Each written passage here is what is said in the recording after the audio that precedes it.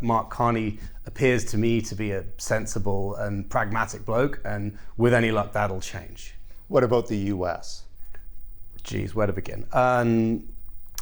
Without wishing to mire myself in US politics writ large, it's very difficult to know which way the pig on acid is going to run at this point.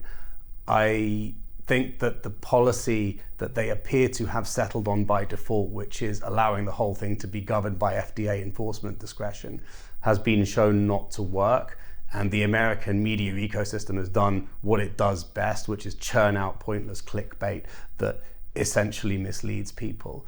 So there's a messaging problem, and then there's a regulatory problem that Congress can't seem to get them out of. Which way does it go? Who knows? I think that America's a great place for all nicotine products. I think that the American consumer's used to those. And I hope, if nothing else, that fact will continue to mean that smoking rates in America go down. But it's very, very difficult to determine whether or not that's what's going to happen. So what about Michael Bloomberg?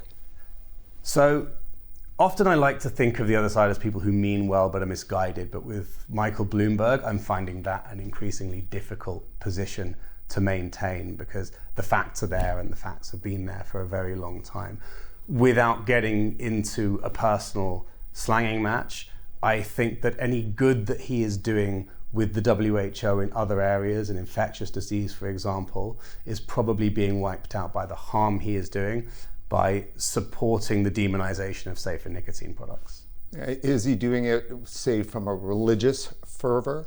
I have no idea if he's religious or not. I think he's Jewish, isn't he? I don't know. I think he's Jewish. I'm also Jewish, and I don't think that there's anything in the Jewish religion that says tobacco harm reduction shall not pass. Right, and I think the point that I'm trying to make is that it doesn't need to be a religion for it to be religious. I see your point. So is it an article of faith rather than an article of science? Well, for a man who's best known for saying, only God may judge me and everybody else come with data, he does seem somewhat unwilling to accept the direction in which the data should be taking his thinking, which is sad. And I don't really know what you do about that. And it's something that bothers me, not just about Bloomberg, the man, but about the tobacco control movement in general. We in the vaping industry have taken, not the vaping industry, but in the vaping community, have taken tobacco control to be our enemy, and that shouldn't be the case. I'll just tell if you'll give me a little bit of rope here. So when I first got into the vaping world, it was as a lobbyist. I'm a classically trained Brussels lobbyist.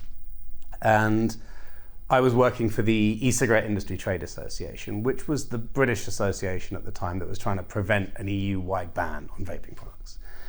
And my first thought when I walked in the door was, the tobacco companies are going to hate me, and the tobacco control guys are going to absolutely love me. So what I'll do is I'll go and talk to all of the NGOs in tobacco control, and we'll make a deal and we'll go up against the horrible cigarette people.